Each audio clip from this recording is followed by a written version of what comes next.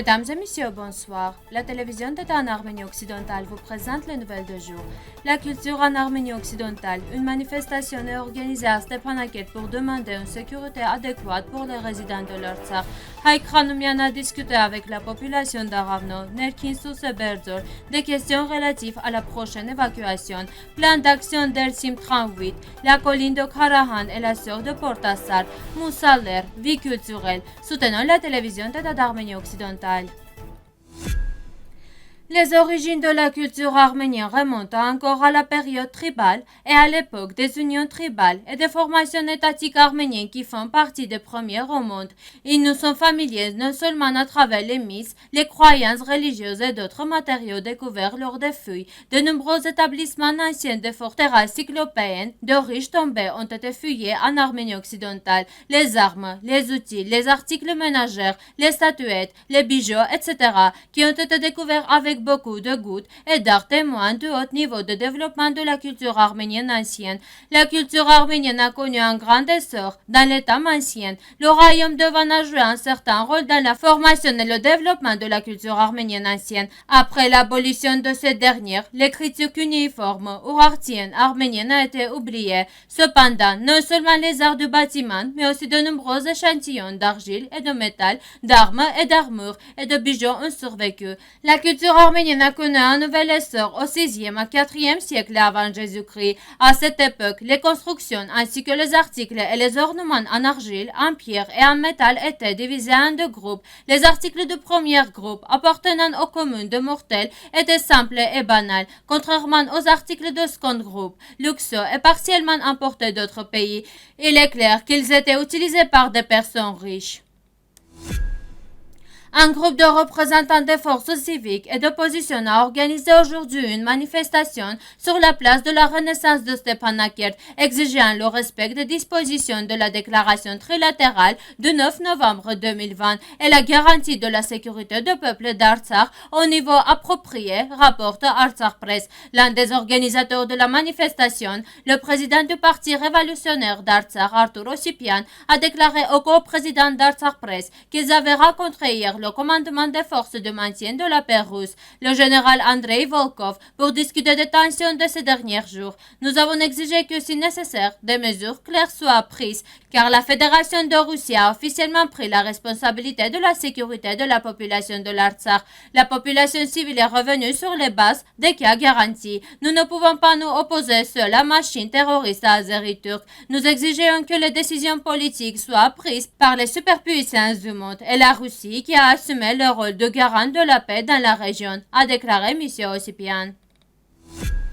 Le ministère de l'Administration territoriale et de l'infrastructure de la République d'Artsakh a publié un communiqué selon lequel aujourd'hui, le 5 août, le ministre Haïk Khanoumian a discuté des questions relatives à la prochaine évacuation avec le représentant des autorités de la région de Khachottar et la population locale conformément à la protection civile. La déclaration dit, dans le village de Ravno de la région de Khachottar, le ministre de la République d'Artsakh Haïk Khanoumian avec le représentant de la population locale, les autorités communautaires et de district ont discuté de l'évacuation de la population d'Aravno, Nerkinsus et Berzor avant le 25 août de cette année, rapport au plan de défense civile.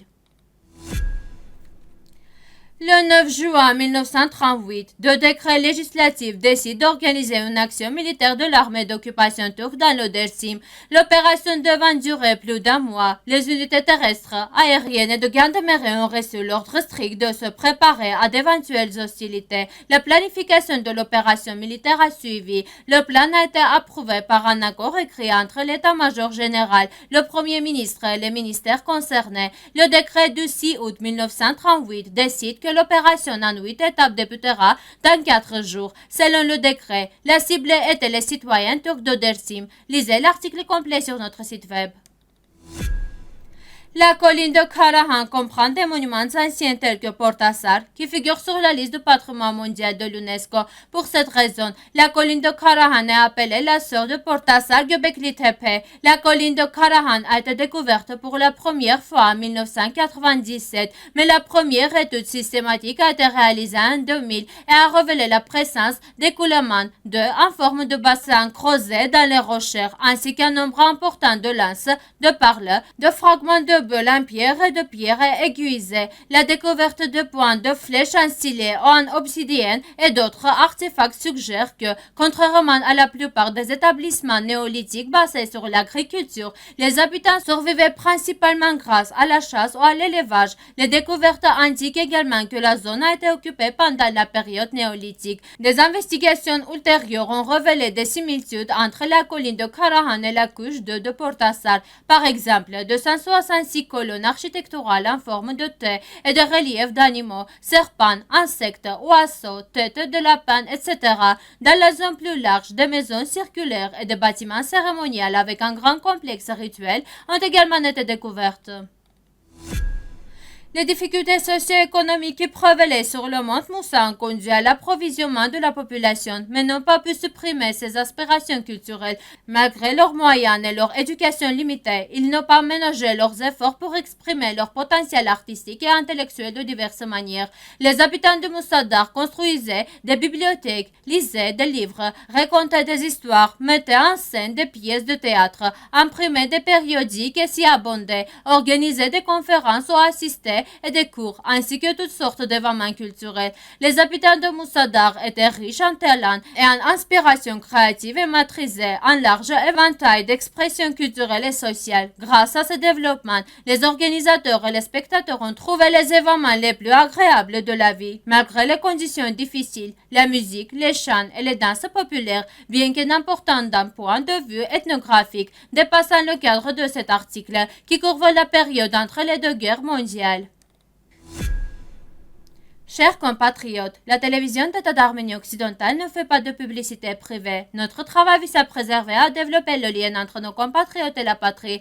En ce moment historique, nous avons toute la responsabilité de soutenir nos revendications nationales afin de relever les défis auxquels nous sommes confrontés ensemble et parvenir à l'établissement de nos droits justes, qui sont malheureusement ignorés dans les relations internationales contemporaines. Notre combat est long, mais la victoire est inévitable. Dans cette longue et difficile lutte, nous avons besoin de soutien de chaque Arménien. Ensemble, nous pouvons faire plus. Merci de votre fidélité. À la fin de notre émission, vous pourrez profiter d'une performance musique folklorique des Arméniennes. Vous pouvez écouter la version complète de la musique sur notre site web.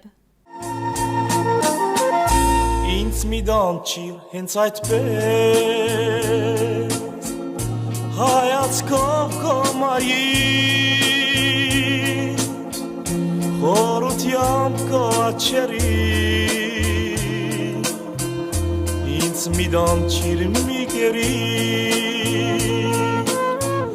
Ayla çereganim saradu Ki şeranerin manse